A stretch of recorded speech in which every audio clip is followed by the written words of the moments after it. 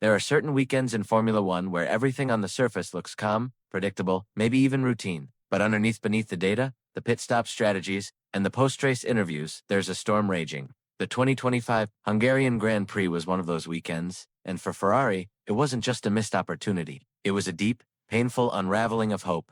This was supposed to be Charles Leclerc's weekend. He had pole. He had track position. He had a car that, for once, looked competitive on pure pace, not just in the simulator or the free practice sessions, but in real head-to-head combat. And then it slipped through his fingers, not because of a crash or an aggressive move from a rival, but because of something far more cruel. The car simply stopped working the way it should. It began with a subtle drop in pace. Leclerc initially thought it was a front wing change made during the pit stop. Something felt off.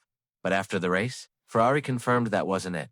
What happened was worse. A mysterious issue began, robbing performance in every single corner, costing Leclerc as much as 2 seconds per lap. Not in one area of the track, everywhere. It wasn't setup, it wasn't tire degradation. It wasn't driver error. It was something the team still doesn't fully understand. And that's the scariest part. Ferrari couldn't even pinpoint what failed. Was it a freak one-off, or was it a resurgence of a deeper flaw, possibly the plank management problem that recent upgrades were supposedly meant to fix? When you've spent an entire season clawing your way back into contention, only to watch it dissolve for reasons beyond comprehension, the emotional toll is enormous. Leclerc didn't hide it. He called this race his one chance to win in 2025. He knew it, and you could hear it in his voice after the checkered flag. He's not optimistic about getting another shot. And honestly, can you blame him? This wasn't just a missed win, it was a blow to his trust in the team and the machine beneath him. Team principal Fred Vasseur tried to keep the mood optimistic, pointing to the pole position and the podium at Spa as signs of progress. Even McLaren boss Andrea Stella admitted Ferrari was dangerously close to beating both McLarens on merit.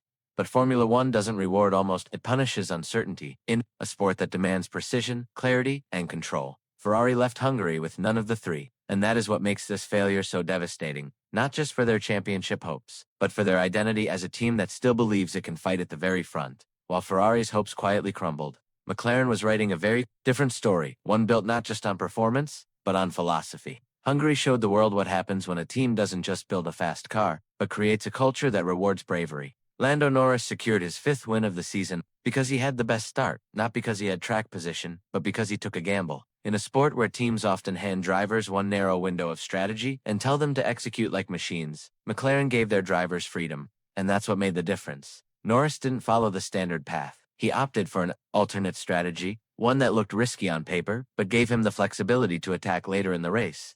This wasn't an unplanned, last-minute change. It had been discussed pre-race. Oscar Piastri had the same option, but didn't take it. That's the beauty and the danger of how McLaren operates. They trust their drivers to choose, even when the pressure is suffocating. Piastri got unlucky this time, but Norris' success proved that in a season where the title could be decided by tenths, strategic freedom isn't a luxury weapon. It also means that Piastri can't afford to play it safe. When you're trailing your teammate, your risk-to-reward ratio shifts. Norris had a poor first corner and turned it into a winning opportunity because he was given and took the option to adapt. That adaptability might very well be the edge McLaren needs to win this title fight, because it's not just about who qualifies higher or who nails the perfect lap.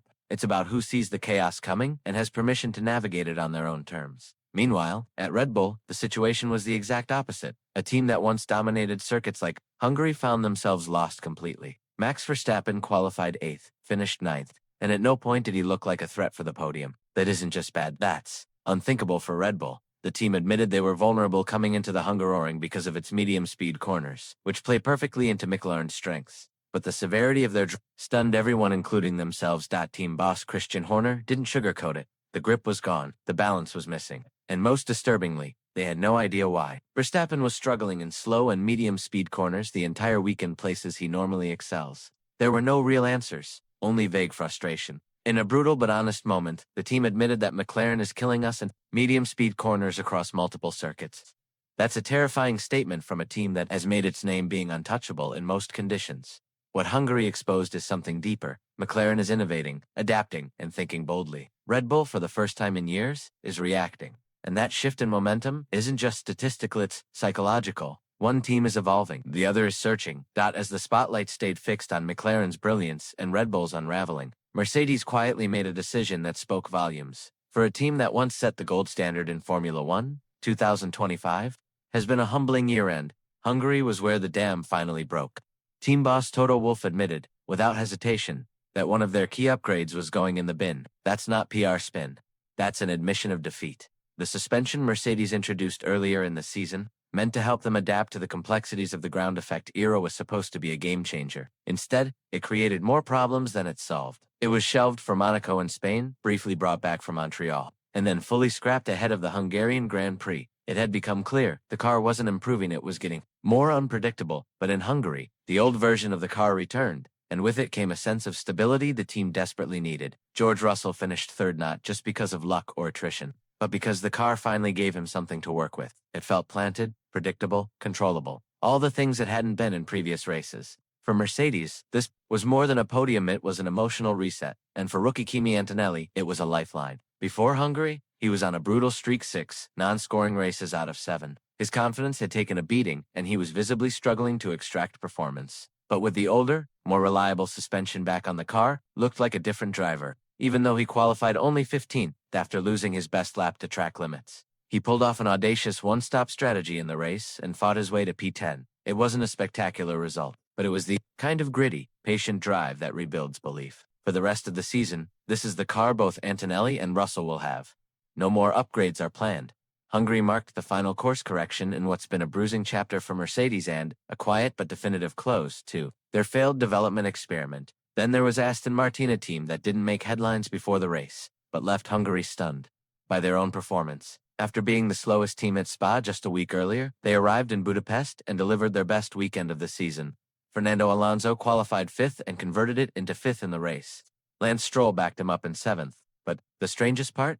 They don't understand how it happened. There was no massive upgrade package, no overnight transformation. The Hungaroring always suited them better due to the higher downforce demands. But this wasn't just a return to normal form, it was a peak they didn't expect. Alonso admitted as much, calling it a nice surprise, but also warning that the team doesn't yet know why they were so strong. That kind of uncertainty can be thrilling or terrifying. If a subtle front-wing revision made this much of a difference, Aston Martin may have stumbled into something big. But unless they understand it, they can't replicate it. And in F1, an unexplained gain is just as dangerous as an unexplained failure. Sometimes in Formula 1, a driver's performance is measured not by where they finish, but by what they endure and how they fight anyway. Yuki Tsunoda's Hungarian Grand Prix was a masterclass in invisible strength.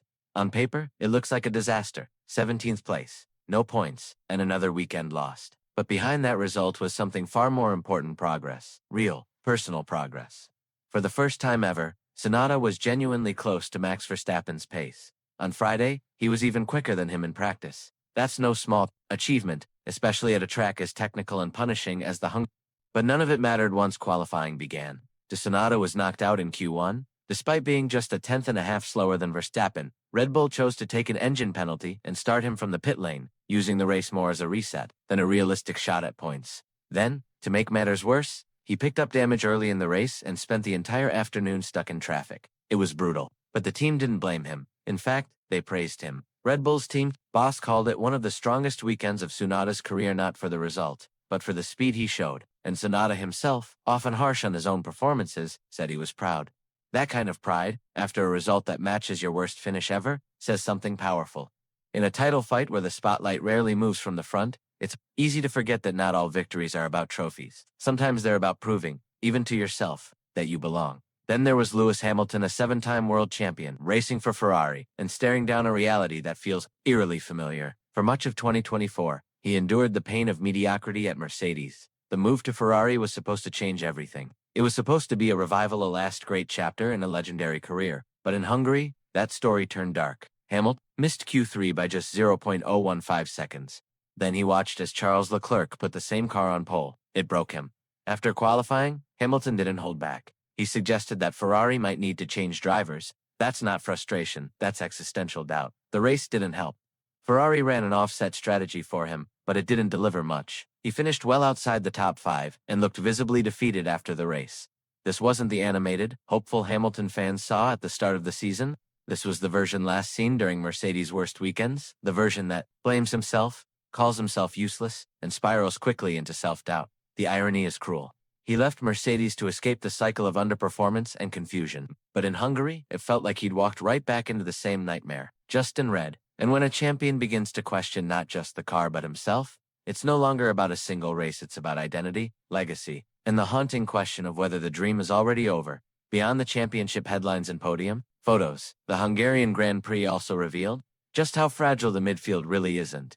How easily momentum can shift when upgrades stop and the calendar grinds forward. For Williams, Hungary was a serious warning. After a string of encouraging performances, including a fifth-place finish at Spa just 1 week earlier, they walked away from Budapest empty-handed. No points, no breakthroughs, and no clear answers. Alex Albon finished 15th, not because of a major mistake, but because the car simply wasn't there. The Hungaroring, with its high downforce demands and relentless rhythm, exposed the biggest flaw in Williams' 2025 package. Balance: the car has come alive at certain tracks this season, especially in low-drag trim, but when pushed into high downforce territory, it loses its edge. The team knows this, and the real concern now isn't about Hungary, it's about what comes next. Sauber and Aston Martin both scored points and cut into Williams' lead in the constructors' standings. That fifth-place spot, which once seemed secure, is now under serious threat. Team boss James Vowles was candid. There are no more upgrades coming after the summer break. The focus has already shifted to 2026 and the looming regulation overhaul.